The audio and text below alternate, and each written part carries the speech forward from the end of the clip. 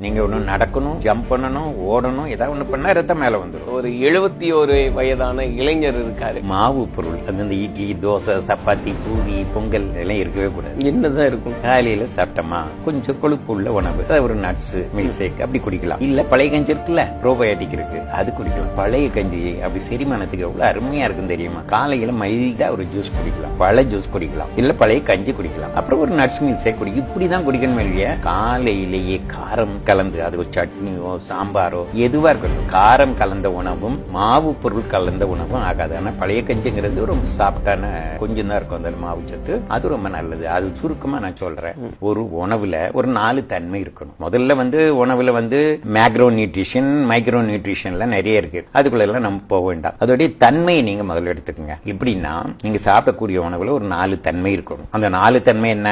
முதல்ல நீர் இருக்கணும், ரெண்டாவது நார் இருக்கணும், அப்புறம் நெய் இருக்கணும், அடுத்தது ஜெல் தன்மை இருக்கணும். இது என்ன புரியுதா? அதாவது பழங்கள் சாப்பிட்டீங்கன்னா அதுல நீர் இருக்கும், நீர் தன்மை உள்ள உணவை எடுக்கணும். ரெண்டாவது நார் தன்மைனா ஃபைபர், ஃபைபர்ல சாப்பிட்டு ஃபைபர் இருக்கு, கொஞ்சம் ஹார்டான ஃபைபர் இருக்கு. இந்த ஃபைபர், இந்த ஹார்ட் ஃபைபர் நிறைய எடுக்கக்கூடாது, அளவா எடுக்கணும். அது என்னது? இந்த வெள்ளரிக்காய், கொய்யாக்காய் இதெல்லாம் சாப்பிட்றீங்கல்ல, அதெல்லாம் ஃபைபர். அந்த ஃபைபர் நீங்க எடுக்கலாம், இது எடுக்கணும். தெரியுதா? ரெண்டாவது. மூணாவது இந்த ஆயில் தன்மை உணவு, ஆயில் தன்மை உள்ள உணவு. அது என்னது? நட்ஸ், இந்த தேங்காய், எள்ளு, நிலக்கடலை, பாதாம், முந்திரி, பிஸ்தா, வெள்ளரி விதை, பூசணி விதை, எல்லாமே சூரியகாந்தி விதை, எல்லாமே நட்ஸ். இதில் கொஞ்சம் ஆயில் தன்மையும் இருக்கும், எல்லா சத்துக்களும் இருக்கும். அப்போ நீர் இருக்கணும், நெய் இருக்கணும். எப்பவுமே நம்ம உணவுல இந்த 4 தன்மை இருக்கணும். அடுத்தது குளகுளா விளக்கலான்னு ஒண்ணு இருக்கும். எப்படின்னா, வெண்டைக்காயை தண்ணியில போட்டீங்கன்னா ஒரு வலுவழுப்பு தன்மை வரும். ஓரிதழ் தாமரை தண்ணிக்குள்ள போட்டீங்கன்னா வலுவலுன்னு வரும்.